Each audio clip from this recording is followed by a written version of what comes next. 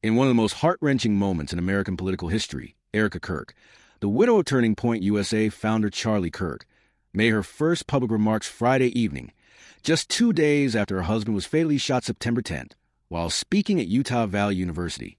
But this wasn't just a grieving widow's tribute. This was a woman who just witnessed evil destroy her family, standing before the nation to declare war on the darkness that took her husband's life.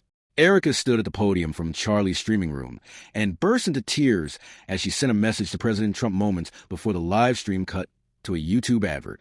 The technical difficulties couldn't diminish the power of her words or the devastating reality that America just lost one of its most influential young conservative voices to an assassin's bullet.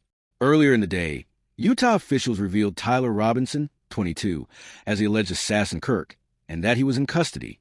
The setting itself tells a story of a movement that refuses to be silenced by violence.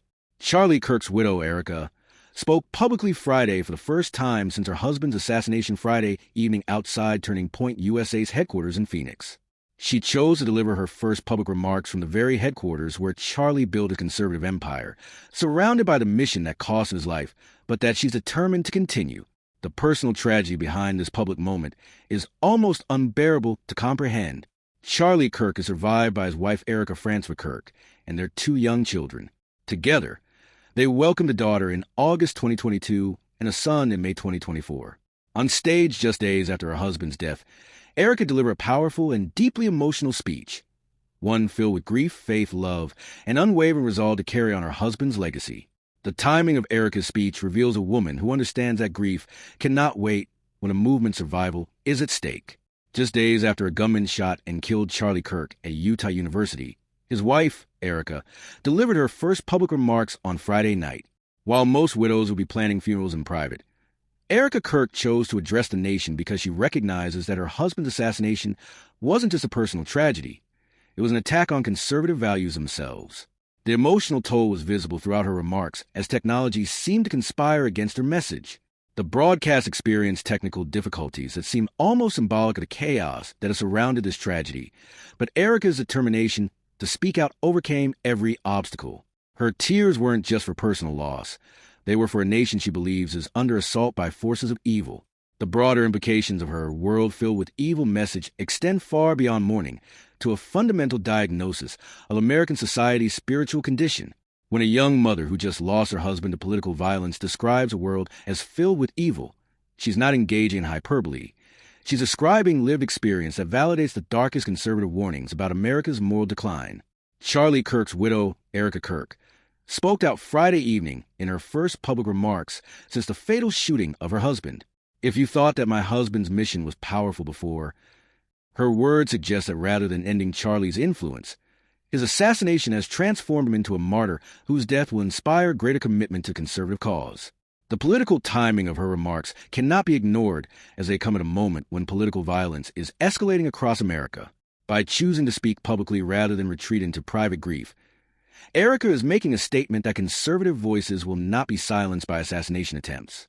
Her courage in the face of tragedy represents defiance against those who would use violence to eliminate political opposition. The family dimension reveals the human cost of political extremism in modern America. Erica Kirk shared 12 photographs and brief video clips on her Instagram account, showing intimate moments with her deceased husband that remind us this isn't just political theater. It's a real family destroyed by political hatred. 2 young children will grow up without their father because someone decided that Charlie Kirk's political views justified murder. The spiritual element of her message about evil reflects the deep religious faith that sustained Charlie Kirk throughout his career and now sustains his widow in her darkest hour. When Erica speaks about a world filled with evil, she's not making a political argument. She's making a theological one about spiritual warfare that she believes is manifesting in physical violence against conservative leaders. The movement implications suggest that rather than weakening Turning Point USA, Charlie's assassination may galvanize conservative youth activism in ways that peaceful advocacy never could. Martyrdom has always been more powerful than rhetoric in inspiring political movements, and Erica's decision to continue Charlie's work ensures that his death becomes a rallying cry rather than an ending. The security implications reveal how dangerous it has become to be a prominent conservative voice in America. When young conservative leaders can be assassinated at universities during routine speaking engagements, the entire ecosystem of conservative activism faces an existential threat. Erica's public remarks demonstrate courage that may inspire other conservative voices to continue speaking despite personal danger. The media dimension shows how Erica's message is reaching audiences that traditional conservative media might not penetrate. By speaking from Charlie's streaming room and experiencing technical difficulties that made the broadcast feel authentic rather than produced, she connected with viewers in ways that polished political speeches cannot achieve. Her tears and technical problems made her message more powerful rather than less effective. The generational impact extends to how young conservatives will process this tragedy, and whether it radicalizes them toward greater political activism or pushes them away from public engagement entirely. Erica's decision to speak publicly rather than retreat suggests she wants Charlie's death to inspire rather than intimidate the next generation of conservative leaders. The international implications include how America's political violence is perceived globally and whether Charlie Kirk's assassination is seen as evidence of American democratic breakdown or proof that American democracy can survive even extreme political violence. Erica's public response becomes part of how the world judges America's stability and commitment to peaceful political discourse. The legal questions surrounding the assassination and whether Tyler Robinson acted alone or as part of a broader conspiracy will determine whether this represents an isolated act of individual extremism or evidence of organized political violence against conservative leaders. Erica's characterization of evil suggests she believes this assassination represents something larger and more systematic than individual mental illness.